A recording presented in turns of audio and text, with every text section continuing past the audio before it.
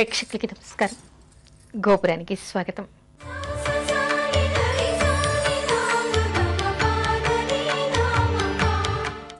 ఆడపిల్ల ఎలాంటి వరుణ్ణి ఎంచుకోవాలి?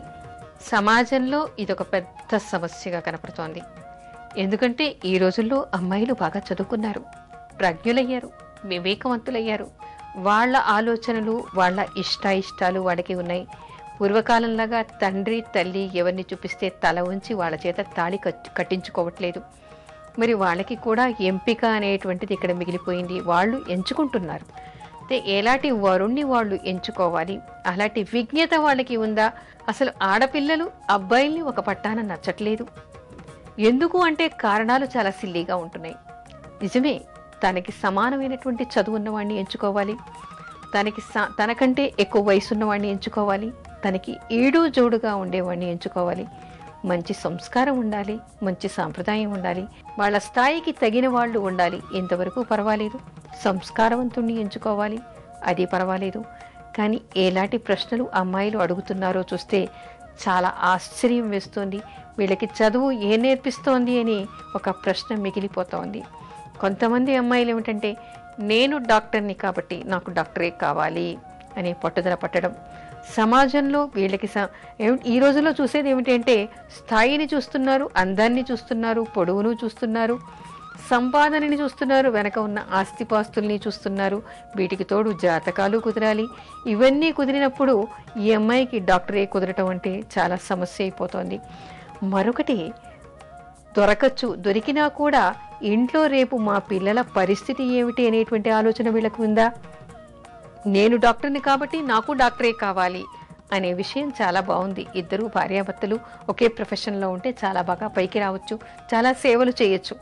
కానీ నాకు ఒక కుటుంబం ఉంది, ఒక కుటుంబాన్ని ఏర్పరచుకుంటున్నాను, ఒక సంసారాన్ని ఏర్పరచుకుంటున్నాను, పిల్లలు అవుతారు. ఈ పిల్లల్ని చూడ్డానికి నాకెవరైనా వెనక తోడు ఉన్నారా అనేటువంటి ఆలోచన ఈ వ్యక్తులు చేస్తున్నారా? ఇటువైపు కానీ అటువైపు కానీ తల్లిదండ్రులు ఎవరైనా చూడగలిగే వాళ్ళు ఉంటే పర్వాలేదు, బాగానే ఉంటుంది. తల్లిదండ్రులు పిల్లల్ని చూస్తారు, హాయిగా ప్రొఫెషనల్గా వీళ్ళు బాగా సేవలు చేయొచ్చు, ఎదగచ్చు కూడా, అంతవరకు బాగానే ఉంటుంది. కానీ అలాంటి విషయాన్ని ఆలోచిస్తున్నటువంటిదిగా కనిపించదు. ఇద్దరూ నైట్ డ్యూటీస్ చేసేవాళ్ళు ఉంటారు, అలాంటి ఉద్యోగమే వీళ్ళు కోరుకుంటూ ఉంటారు. ఎందుకంటే ఇద్దరూ ఒకే వృత్తిలో ఉంటే బాగుంటుంది అని. మరి పిల్లల గతి ఏమిటి? పిల్లల్ని చూసేవాళ్ళు ఎవరైనా ఉన్నారా? కుటుంబం అంటూ ఏర్పడిన తర్వాత, పెళ్ళంటూ అయిన తర్వాత పిల్లలు పుట్టుకొస్తారు. మరి వాళ్ళ గతి ఏమిటి? వీళ్ళు ఆలోచిస్తున్నారా? ఆలోచించట్లేదు. ఇవి పెద్ద సమస్యలు. ఇవి పక్కన పెడితే మరి కొంతమంది ఆలోచించే విషయాలు చాలా సిల్లీగా కనిపిస్తూ ఉన్నాయి. ఈ మధ్యన వినటం ఏమిటంటే, ఒక అమ్మాయి ఆ అబ్బాయికి ఇంగ్లీష్లో మాట్లాడడం లేదు, నేను ఇంగ్లీష్లో మాట్లాడితే ఆ అబ్బాయి తెలుగులో మాట్లాడుతున్నారు. చచ్చా ఏమిటి ఇలాంటి కల్చర్ నాకు నచ్చలేదు. ఏమిటి మన భాష ఏమిటి, మన సంస్కృతి ఏమిటి, మనం ఎక్కడ పుట్టాం, మన మాతృభాషలో మాట్లాడినంత మాత్రాన నేరం అవుతుందా?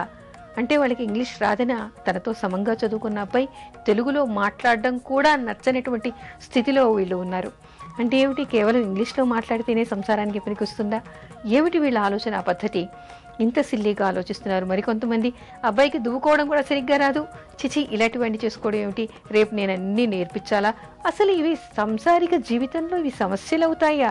ఇది ఒక సమస్యనా? ఇలాంటి విషయాల్ని ఆలోచించాల్సినటువంటి అవసరం ఉందా? మరి కొంతమంది ఆలోచించే విషయాలు ఏమిటి, బైక్ మీద తిరగడు, బైక్ కొనుక్కోలేదు, ఏమిటి తాగడం అలవాట్లేదు, సిగరెట్ అయినా తాగట్ట, పబ్ కల్చర్ తెలియదు, కల్చర్ తెలియనటువంటి ఈ నాటు వెధవని చేసుకుంటే నాకేం వస్తుంది అనేటువంటి అమ్మాయిలు కూడా ఈ రోజుల్లో కనపడుతూ ఉన్నారు. అంటే ఇవి సంసారిక జీవితానికి కావలసినటువంటి అలవాట్ల? రేపు జీవితంలో ఎన్ని సమస్యలు వీళ్ళు ఎదుర్కోవాల్సి వస్తుంది. అలాంటి ఆలోచన అమ్మాయిలకి ఎందుకు ఉండట్లేదు? అమ్మాయిలు చదువుకునేది చదువే కాదు అని ఇక్కడ మనకి అనిపిస్తోంది. అంటే చదువుకి తగినటువంటి సంస్కారం వీళ్లలో ఉండాలి. నిజానికి వైవాహిక జీవితంలో ఒక జీవిత భాగస్వామిని ఎన్నుకున్నప్పుడు ఈరోజు కనిపించేది జీవితం కాదు, జీవితాంతం వరకు కలిసి బతికినంతకాలం కలిసి ఉండాలి. కలిసి ఉండాలంటే కుటుంబం వృద్ధి పొందుతూ ఉంటుంది. పిల్లలు ఉంటారు, తల్లిదండ్రులు ఉంటారు, తన తల్లిదండ్రులు ఉంటారు, అతని తల్లిదండ్రులు ఉంటారు. ఇంతమంది బాధ్యతలు మా మీద ఉంటాయి. ఒక కుటుంబాన్ని నడిపించాలి, కొంతమంది వ్యక్తుల్ని పరిపూర్ణమైనటువంటి వ్యక్తులుగా తయారు చేయాలి. కని పెంచేటువంటి పిల్లలు కూడా రేపు మంచి పౌరులుగా తయారు కావాలి. అందుకు కావలసినటువంటి సహజీవనానికి కావలసినటువంటి వ్యక్తికి ఎలాంటి వ్యక్తిత్వం ఉందో చూడాలి, విలువలు చూడాలి. కేవలం పై రంగులు పై హంగులు కాకుండా వ్యక్తిత్వాన్ని చూసి విలువల్ని చూసి పెళ్లి చేసుకోవడం నేర్చుకుంటే వీళ్ళు జీవితంలో జీవితాంతం సుఖపడేటువంటి అవకాశం ఉంటుంది. కాబట్టి ఒక్కసారి విలువల గురించి ఆలోచించడం నేర్చుకోవాలి. చదువు మనకి సంస్కారాన్ని నేర్పించాలి తప్ప మనని పక్కతో పట్టించకూడదు అనే విషయాన్ని అమ్మాయిలు తెలుసుకోవాలి. వాళ్ళకి తెలియకపోతే పెళ్లి వయస్సు రాగానే తల్లిదండ్రులు వాళ్ళకి ఈ కనీస విషయాలనైనా నేర్పించాలి. మా అమ్మాయికి నచ్చదండి అనేటువంటి విషయాన్ని తేలిగ్గా తీసేయకుండా వాళ్ళని సంస్కరించవలసినటువంటి బాధ్యత వాళ్ళని కన్న తల్లిదండ్రుల మీద కూడా ఉంటుందని మనమంతా తెలుసుకోవాలి. కొత్తగా పెళ్ళైన అబ్బాయి బాధ్యతలు ఏమిటి? నిజానికి అమ్మాయి కంటే తల్లిదండ్రుల కంటే పిల్లనిచ్చినటువంటి అత్తమామల కంటే కూడా ఇక్కడ అబ్బాయి బాధ్యత చాలా పెద్దగా పెరుగుతుంది. కొత్తగా పెళ్ళైన అబ్బాయికి ముఖ్యంగా బాధ్యతలు చాలా పెరుగుతాయి. అంటే భార్యను పోషించడం అనేటువంటి బాధ్యత కాదు, సంపాదిస్తున్నారు కాబట్టి పోషించడం పెద్ద సమస్య కాదు. కానీ ఇక్కడ తెలుసుకోవలసినటువంటి విషయాలు చాలా ఉన్నాయి. సమాజంలో మనకి రెండు వర్గాలుగా కనిపిస్తారు ఈ అబ్బాయిలు. ఏమిటి, కొంతమందికి తల్లిదండ్రి మీద అత్యంతమైనటువంటి ప్రేమ ఉంటుంది. వాళ్ళు చెప్పేదే వేదంగా ఉంటుంది. నా తల్లి చెప్పిందే కరెక్టు, నా తండ్రి చెప్పిందే కరెక్టు. వాళ్ళు ఏది చెప్తే అది కరెక్ట్ అనుకొని కొత్తగా వచ్చినటువంటి భార్యని తప్పులు పడుతూ ఉంటారు. అడుగడుగునా తప్పులు పడుతూ ఉంటారు. ఆ అమ్మాయికి కన్నీళ్ల పర్యంతం చేస్తూ ఉంటారు. కొంతమంది ఈ సమస్యను భరించలేక పుట్టింటికి వెళ్ళిపోతూ ఉంటారు. విడాకుల దాకా వెళ్ళేటువంటి కేసులు కూడా మనకి బాగా కనిపిస్తూ ఉంటాయి. మరి కొంతమంది అబ్బాయిలు మరో వర్గం వాళ్ళు. వీళ్ళకేమిటంటే పూర్వకాలం చెప్పేవాళ్ళు భార్య బెల్లం తల్లి అల్లం అనేటువంటి మాట అన్నమాట ఇక్కడ. అంటే భార్య ఏది చెప్తే అది కరెక్టు, ఆ అమ్మాయికి ఏది నచ్చితే అదే కరెక్టు, అదే వేదం. కొంగట్టుకుని తిరుగుతూ ఉంటారు. తల్లిదండ్రులు కానరారు, వాళ్ళ బాధ్యతలు అసలు స్వీకరించకుండా ఉంటారు. అసలు ఇక్కడ పురుషుడు అనేటువంటి వ్యక్తి, ఒక మగవాడు ఒక ఇంటి యజమాని అవుతున్నాడు. కాబట్టి ఇతను ఒక వారధిలాగా ఉండాలి. వారధి అంటే ఏమిటి? రెండు ఒడ్లను కలిపేటువంటిది ఒక వారధి. ఒక సముద్రం మీద ఒక నది మీద ఉండేటువంటిది ఒక వారధిగా చెప్తామంటే రెండు ఒడ్లను కలిపేటువంటిది ఒక వారధి. ఇక్కడేమిటి, ఎక్కడి నుంచో వచ్చింది అమ్మాయి. మరి తనని కని పెంచి పెద్ద చేసిన వాళ్ళు తల్లిదండ్రులు. ఇద్దరి అభిప్రాయాలు వేరుగా ఉండొచ్చు, తప్పు ఉండకపోవచ్చు. ఇద్దరి పట్ల ఇద్దరిది తప్పు కాకపోవచ్చు, ఇద్దరిది పొరపాటు కాకపోవచ్చు. అభిప్రాయ భేదాలు అంటే వీళ్ళు ఆలోచించే కోణం ఒకటి, వాళ్ళు ఆలోచించే కోణం ఒకటి ఉండొచ్చు. అలాంటప్పుడు ఇక్కడ ఏం చేయాలి? ఇద్దరికి వారధిలాగా నిలవాల్సినటువంటి వాడు కొత్త పెళ్లి కొడుకు. ఏం చేయాలి? ప్రతిసారి తల్లే తప్పు చేయదు, ప్రతిసారి భార్య తప్పు చేయదు. ఒకసారి వాళ్ళ పొరపాటు ఉండొచ్చు, ఒకసారి వీళ్ళ పొరపాటు కూడా ఉండొచ్చు. ఆచితూచి ఎవరిది తప్పు ఎవరిది పొరపాటు అన్నిటికీ కేకలేసి తప్పు అని చెప్పేసి నిలదీసేటువంటి అలవాటు కాకుండా సున్నితంగా దాన్ని చెప్పేటువంటి అలవాటు చేసుకోవాలి కొత్త పెళ్లి కొడుకు. లేకపోతే ఇటు భార్య బాధపడితే తప్పు కదా, తన వాళ్ళందరినీ వదిలేసి భర్తను మాత్రమే నమ్ముకొని అత్తవారింట్లో అడుగు పెడుతుంది కొత్త పెళ్లి కూతురు.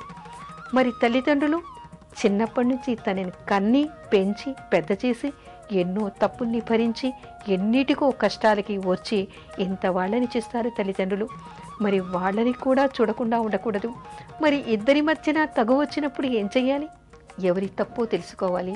ఈ తప్పు నీది అని తల్లిని కానీ, ఈ తప్పు నీది అని సోదరిని కానీ, ఈ తప్పు నీది అని భార్యని కానీ ఎంచకుండా సున్నితంగా ఆ పరిస్థితిని ఎప్పటికప్పుడు దటవేస్తూ ఎప్పటికప్పుడు సమస్య పరిష్కారం చేస్తూ తేలిగ్గా తీసేస్తూ తెలియనప్పుడు భార్యకి చెప్తూ చాటుగా ఎప్పుడు భార్యకి ఎలా చెప్పాలి? చాటుగా పిలిచి, ఇలా కాదు, ఈ పద్ధతి మా ఇంట్లో లేదు, ఇలా అంటే మా వాళ్ళు తప్పుగా అనుకుంటారు, నువ్వు ఇలా చేయకూడదు, నువ్వు ఇలా చేస్తే మా వాళ్ళ మెప్పును పొందుతావు. ఎందుకంటే తల్లి తండ్రి అభిప్రాయాలు అబ్బాయికి బాగా తెలిసి ఉంటాయి. ఎందుకంటే నిన్ను ఇలా చేస్తే వాళ్ళు మెచ్చుకుంటారు, నువ్వు ఈ విధంగా నడుచుకోవాలని భార్యకి చాటుగా ప్రేమగా చెప్పుకోవాలి. మరి తల్లిదండ్రులు చేశారనుకోండి తప్పు, అదే పనిగా అమ్మాయిని తప్పులు పడుతున్నారనుకోండి, కొంతమందికి దురుసు స్వభావం ఉంటుంది, తప్పులించే స్వభావం ఉంటుంది, అభద్రతా భావం కూడా ఇక్కడ మనకి బాగా కనిపిస్తుంది. కొడుకు ఎక్కడ కోడలు కొంగట్టుకుని తిరుగుతాడో, తమని నిర్లక్ష్యం చేస్తాడో అని కొంతమంది తల్లిదండ్రులు అక్క చెల్లెళ్ళు కూడా భయపడుతూ ఉంటారు. భయపడి ముందు జాగ్రత్తగా ఏదో ఒకటి అని తమ వైపు అతన్ని తిప్పుకునేటువంటి ప్రయత్నాలు చేస్తూ ఉంటారు.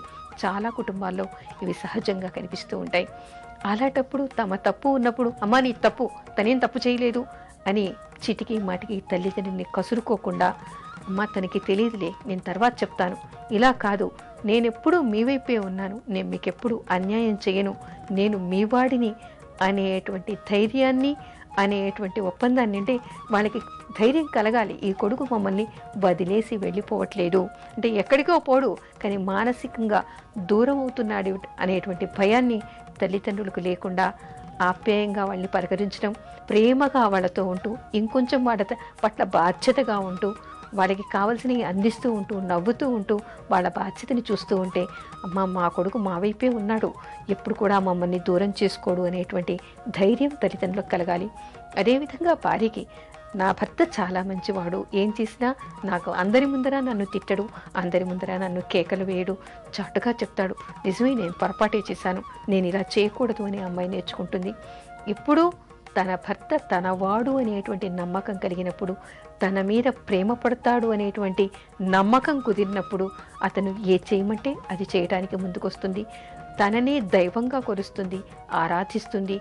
అమ్మాయికి ఏమిటి, కొత్తగా పెళ్ళైన అమ్మాయికి తల్లిదండ్రుల కంటే కూడా భర్త ఎక్కువగా కనిపిస్తాడు. అది గమనించాలి కొత్త పెళ్లి కొడుకు. అందుకని ఒక వారధిలాగా ప్రవర్తించాలి. ఆ తర్వాత ఏమిటంటే ఆ విజ్ఞత, ఆ వివేకం కొత్త పెళ్లి కొడుకు ఉన్నప్పుడు మాత్రమే సంసారాలు సజావుగా సాగుతాయి. లేదా ఎవరినో ఒకళ్ళని వదులుకోవాల్సి వస్తుంది, ఎవరినో ఒకళ్ళని బాధ పెట్టాల్సి వస్తుంది. ఆ చేదు నిజాలు సంసారంలో జీవితాంతం కొనసాగుతూనే ఉంటాయి. అలాంటి పరిస్థితులు రాకుండా కొత్తలోనే సవరించుకోవడం నేర్చుకుంటే, తెలివిగా ప్రవర్తించడం నేర్చుకుంటే ఇద్దరి సంతోషానికి గురి అవుతారు. కొత్త సంసారంలో, కొత్త కాపురంలో సంతోషం బాగా వెల్లివిరుస్తుంది. అందరూ ఆనందంగా హాయిగా ఉండేటువంటి అవకాశం ఏర్పడుతుంది. కాబట్టి కొత్త పెళ్లి కొడుకు మీద చాలా బాధ్యత ఉంటుందని, తను ఒక వారధిలాగా మెలగాలని చెప్పేసి కొత్త పెళ్లి కొడుకులందరూ కూడా నేర్చుకోవాల్సినటువంటి విషయం ఇది. వరుడు వధువు కన్నా అన్నిటా అధికంగా ఉండాలా?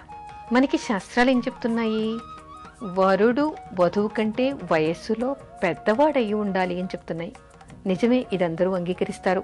అంటే సైంటిఫిక్గా చూసినా, శాస్త్రీయంగా చూసినా దీనికి ఎన్నో కోణాలు ఉన్నాయి. అవి ఇదివరకు మనం చెప్పుకున్నాం కూడా. అది పక్కన పెడితే పొడుగ్గా ఉండాలి అనుకుంటుంది. నిజమే, సమాజంలో బయట తిరిగినప్పుడు అబ్బాయి పొట్టిగా ఉంటే అమ్మాయికి నచ్చకపోవచ్చు, అంతవరకు పర్వాలేదు. మరి ఇంకా ఏమిటి సమస్య? ఇంకా ఎందులో అధికంగా ఉండాలి? ఈ రోజుల్లో కొత్తగా కనపడుతున్న కొత్త కోణాలు మనకి సమాజంలో బాగా కనిపిస్తూ ఉన్నాయి. అదేమిటంటే అమ్మాయిలు తనకంటే ఎక్కువ జీతం ఉన్నవాడు కావాలి అనేటువంటి కోరిక కోరుతున్నారు. తనకంటే అధికమైనటువంటి స్థాయిలో ఉండాలి, తనకంటే ఎక్కువగా చదువుకోవాలి. మరి అది ఈ రోజుల్లో సాధ్యమా? ఈ రోజుల్లో అమ్మాయిలు ఎప్పుడు పెళ్లి చేసుకుంటున్నారు? బాగా చదువుకున్న తర్వాత. పోస్ట్ గ్రాడ్యుయేషన్ అయిపోతుంది, ఇంజనీరింగ్ చేస్తున్నారు, పీజీలు చేస్తున్నారు, పిహెచ్డీలు చేస్తున్నారు. మరి అంతకంటే ఎక్కువ చదువు లేదు అనేంతవరకు అమ్మాయిలు చదివేస్తున్నారు. మంచి మంచి ఉద్యోగాలు, నెలకి 1,00,000 రూపాయలు సంపాదించే అమ్మాయిలు ఉన్నారు, 2 లక్షలు సంపాదించే అమ్మాయిలు కూడా ఉన్నారు. ఇది బాగానే ఉంది. మళ్ళీ పెళ్ళప్పుడు ఏమంటున్నారు? అక్కడ మాత్రం వీళ్ళ స్థాయి చాలా తగ్గిపోతోంది. నాకంటే ఎక్కువ చదువుకోవాలి. ఎక్కువ చదువుకోవడం ఎలా సాధ్యం అవుతుంది? ఎంతమంది అబ్బాయిలు తనతో సమంగా చదువుకుంటారు? పెళ్ళి అంటే ఒక్క చదువు మాత్రమే మనం చూడం కదా. పెళ్ళి అంటే వయస్సు చూస్తున్నాము, గోత్రం చూస్తున్నాము, జాతకం చూస్తున్నాము, పొడుగు పొట్టి చూసి, ఇవన్నీ భాషను చూసి, ఇంత అయిన తర్వాత నాకంటే ఎక్కువ చదువుకున్నవాడు రావాలి అంటే తనతో సమంగానో తనకంటే ఇంచుమించుగా ఉన్నవాడు రావడం జరుగుతోంది. కొంతమందికి తనకంటే సంపాదన ఎక్కువ ఉండాలి. మరి ఈ రోజుల్లో ఏమవుతోంది? సాఫ్ట్వేర్ వచ్చిన తర్వాత చాలామందికి ఉద్యోగాలు ఊడిపోవడం జరుగుతోంది. కొత్తగా వచ్చిన ఉద్యోగాల్లో అంత సంపాదన దొరకట్లేదు. మరి అమ్మాయిలకి కొంతమందికి ఉద్యోగాలు పోవట్లేదు, అబ్బాయిలకి పోయి ఇంట్లో ఉంటున్నారు. అలాంటప్పుడు ఏమవుతోంది? అమ్మాయిలు ఏమంటున్నారు? నాకంటే ఎక్కువ సంపాదించేవాడు కావాలి. పెళ్లి కాకుండా అలా ఉండిపోవాల్సినటువంటి పరిస్థితులు వస్తున్నాయి.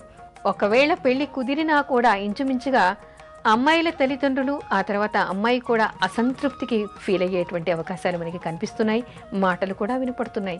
ఏమంటారంటే, ఏదోనండి సర్దుకుని చేసుకోవాలి కదా, మేము బాగా కాంప్రమైజ్ అయ్యి సంబంధానికి ఒప్పుకున్నామండి అనే మాటలు తల్లిదండ్రులు అస్తమానం అనటం వలన అమ్మాయి బుర్రలో కూడా ఇవి బాగానే ఎక్కుతున్నాయి. అసలు ఏం ఆలోచించాలి అమ్మాయిలు తీసుకోవాల్సినటువంటి నిర్ణయం ఏ విధంగా ఉండాలి? ఎలాంటి వరుణ్ణి ఎంపిక చేసుకోవాలి?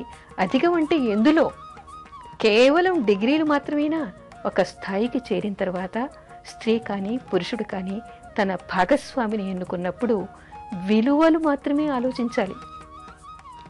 ఎన్ని లక్షల డబ్బు వస్తుంది, ఏ స్థాయిలో ఉన్నాడు, ఎలాంటి పోస్టులో ఉన్నాడు, ఎంత డబ్బు వెనక ఉంది అనేటువంటి విషయం కాకుండా విలువల్ని, ఆ వ్యక్తి విలువల్ని చూడాలి. ఆ వ్యక్తి సంస్కారాన్ని మాత్రమే చూసి ఎంచుకోవాలి. భార్య కానీ భర్త కానీ పెళ్ళాయక చదువుకుందనుకోండి, భర్త కంటే ఎక్కువ సంపాదించిందనుకోండి, అప్పుడు వదిలేస్తుందా? విలువలు ఏమైపోతాయి ఇక్కడ? ఇవాళ సంపాదించవచ్చు, రేపు మనకి అది ఉండకపోవచ్చు, కానీ విలువలు ఎక్కడా పోవు, వ్యక్తిత్వం ఎక్కడా పోదు. మన భాగస్వామిని మనం దూరం చేసుకోకూడదు. అందుకని అమ్మాయిలంతా కూడా ఒక స్థాయికి ఎదిగిన తర్వాత విలువల్ని గుర్తించడం, సంస్కారాన్ని గుర్తించడం నేర్చుకుంటే వాళ్ళు సుఖపడతారు, వాళ్ళని కన్న తల్లిదండ్రులు కూడా సుఖపడతారు.